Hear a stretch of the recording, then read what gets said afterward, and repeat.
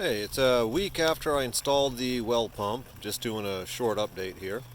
Didn't get a chance to flush it out much during the week due to horrible rainy weather. Um, Flushing it again now. Water is coming out a bit clearer. When I first started up the pump this morning, it was brown sediment clay, kind of nasty. Um, this is a current color that I'm getting. And as far as power supply, walk over here.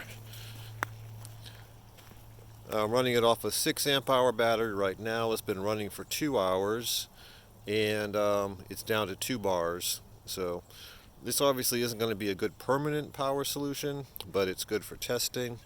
Eventually, if I can get this water clear, I'll probably be going with a solar setup, but want to get this water tested before I invest any more money into it.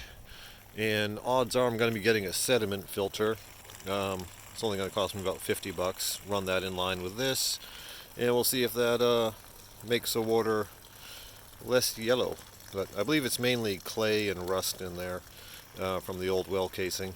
But that's all I got for you for now. Later.